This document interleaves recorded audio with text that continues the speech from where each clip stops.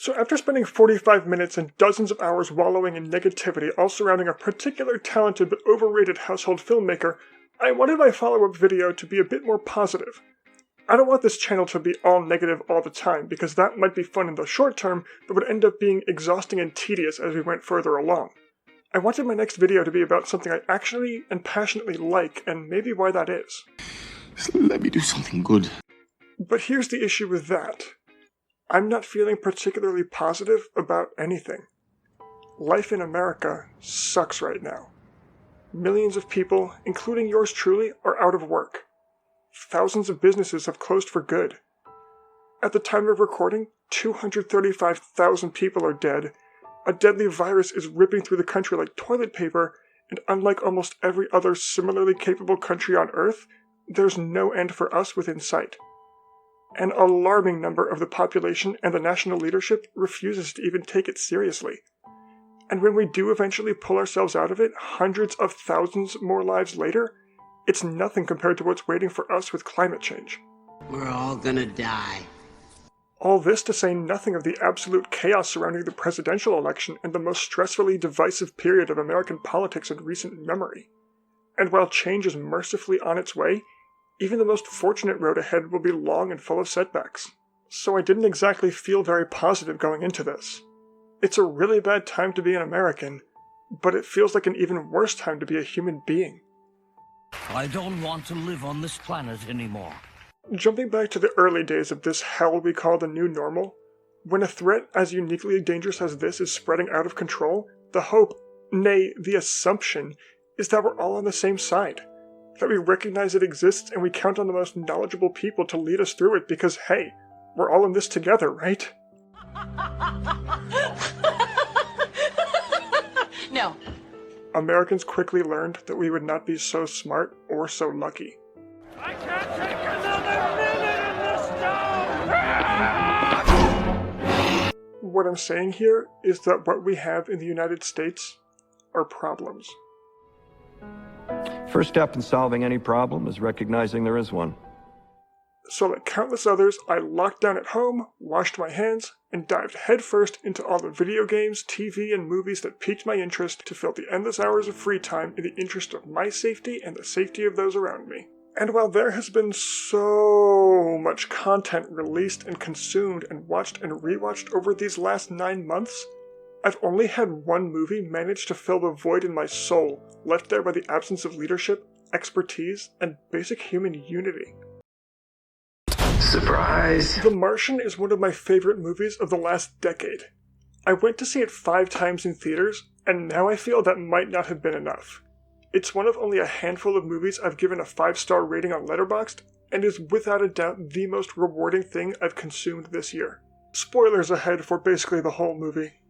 The Martian is a 2015 film by Ridley Scott based on a novel by Andy Weir.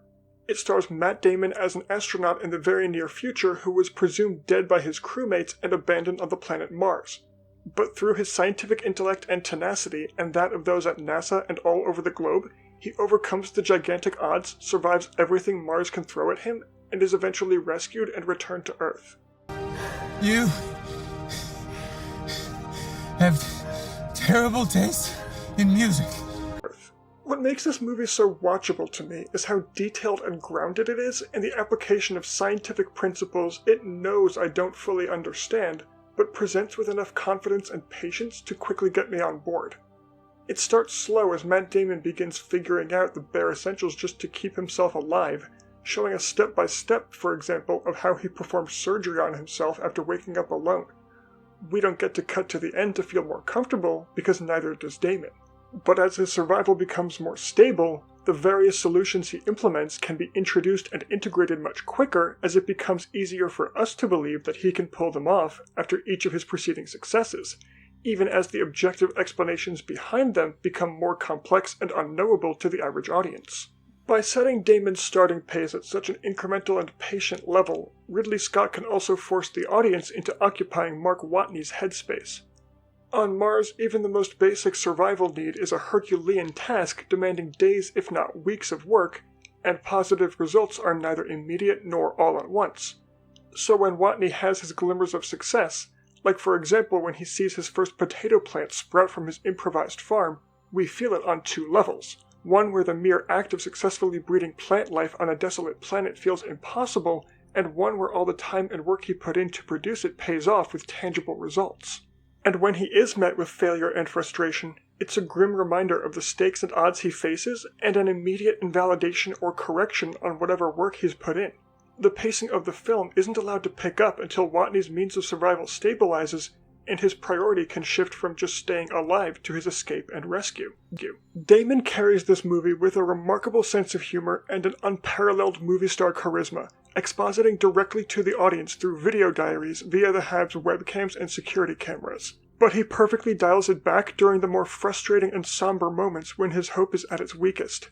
Just through his situation, Mark Watney is a person we immediately empathize with, and Damon's performance makes us subsequently like. But the filmmaking and editing are what makes the audience feel personally invested in him with an actual stake in his survival.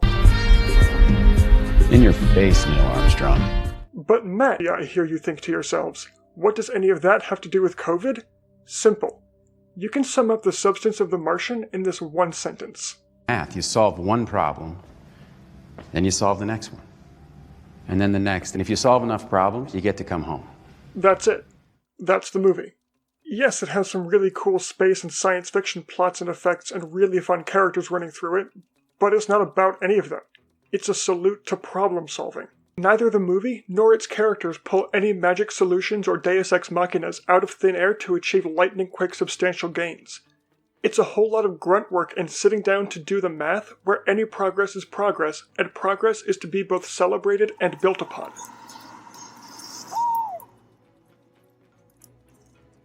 Yes! Yes! One of the criticisms that was leveled at the film is that The Martian doesn't have any character development. And that's true. It doesn't. But amazingly, it doesn't need it. The central conflict is both plausible and foreboding enough to get anyone on board without Damon or anybody on Earth having to learn some moral lesson in order to save the day. The film takes this cue from Weir's novel, focusing on the most realistic science he could that would be involved in rescuing a person stranded on Mars. Instead of being a testament to the power of the human spirit or personal growth, The Martian is a procedural what-if where our ability to survive must outweigh our will to survive. We're gonna get there. You can chalk up Matt Damon's ability to make his survival and isolation both strongly compelling and entertaining to some really great casting. But it's the half of this movie that takes place on Earth that, in my opinion, both resonates the strongest and rockets this movie to the all-time pantheon of both space movies and crowd pleasers. There is something almost naively fulfilling about the immediacy with which the people at NASA and the general public take interest in the effort to save Mark Watney. There's no conspiracy to cover his survival up, no one debates about the cost or resource expense or questions if saving him is really worth it. Even the Chinese space program collaborates in the rescue effort because the ambition of scientific pursuit and boundary pushing outweighs the differences between nations and governments. The scientists have each other's backs, and the people all over the world understand the situation enough to be emotionally invested in their success. This guy is going to die if we don't help him, so we have to help him. It's as simple as that. We'll do our best. Mark dies if you don't. 5 years after its release, the unity and transparency and empathy on display in this film hardly feel believable. It's difficult to imagine scenes like this. How are we going to handle the public? Legally, we have 24 hours to release these pictures. We release a statement with them. We don't want people working it out on their own. Yes, sir. Or this. Happening today after all that's happened. Part of that undoubtedly stems from the blind optimism we carried in 2015, hopeful and confident in our ability to listen to scientists and advance our progress. But it's also aspirational in that this presents a future we should want for ourselves. This movie, to put it bluntly, just shows humanity at its best. It's 2.5 hours of trial and error and listening to scientists and people cooperating with each other and achieving the impossible when they do. In the middle of a pandemic that's killed over 235,000 people while everyone shouts at each other over what's worth protecting ourselves and what's not, rewatching The Martian was the first time I felt like we can actually make it through this. We're gonna get there. It is an expertly crafted survival film with a winning cast and script, but it also makes believable a world where all of humanity is on the same team and the only limits to our problem-solving capacity are the unbending laws of physics. We're going to call something Project Elrond. I would like my code name to be Glorfindel. Okay, I hate every one of you.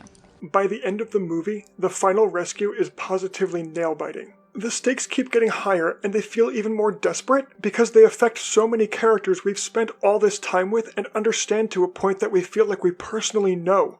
People all around the world watch live feeds of the NASA control room because everyone wants a happy ending.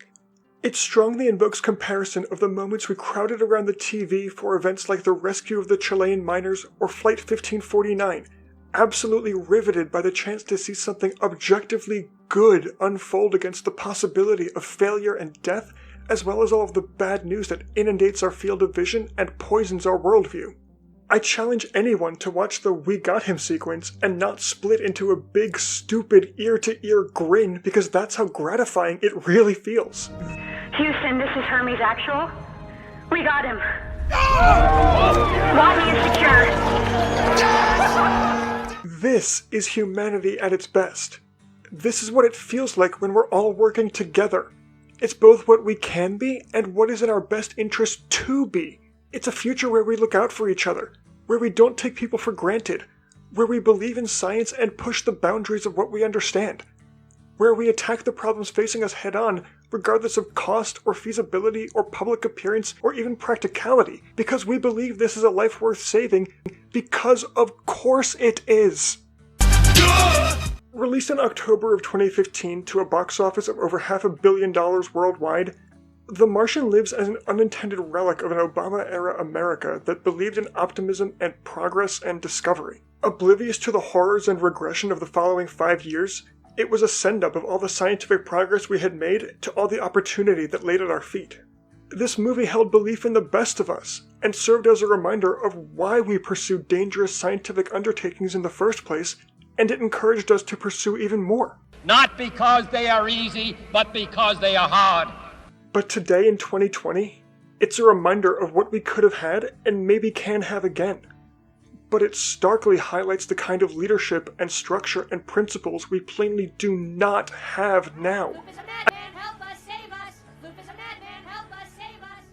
I can't overstate how much I appreciated the mere act of watching dozens of scientists work together and solve problems in a time when we refuse to let them do exactly that. No one's priority in The Martian is to be a hero. They respect the expertise and the chain of command and math and science, and no one pretends to know more about the situation than they do. Expertise is commended and heeded and never met with skepticism over that expert's gender or race or nationality. Decisions are made pragmatically and cautiously with nothing but the success of the mission in mind. Setbacks occur with life-threatening outcomes, but never discourage those involved from persevering. Maybe one day I'll do a follow-up video on this movie and break down exactly how it makes each of its elements work so well. But all I can think about right now is what The Martian represents and aspires to, and particularly how it feels in 2020. Not great, Bob! Despite 2011's Contagion's obvious and eerie parallels to the coronavirus 9 years in advance, rewatching it today, my gut feeling was that this is the movie for right now. It's a movie about isolation and hopelessness being met with unity and practicality and determination. And while that movie ends with an eventual vaccine being developed through intense trial and error at an adequately funded CDC, and life eventually returning back to normal, it also assumes a level of public trust in professionals we simply don't have anymore, to the point that this unifying happy ending just feels baseless. Oh my god. I am losing my mind. For the briefest of moments, The Martian gave back to me what it feels like humanity, and particularly America, has been missing. It's a fresh breath of optimism in a cynical moment in time when it's not even safe to go outside. Thank you everybody again so much for watching. I'm really enjoying making these, so I'm hoping we're going to keep going. If you'd like them, please consider liking, sharing, and subscribing to the channel so you can get updates on future videos. I still have a bunch of ideas written down for more, so definitely going to keep going with this. Also, leave a comment down below if you have an idea for a TV show, movie, or video game you want to hear me talk about. And yeah, thank you so much for watching.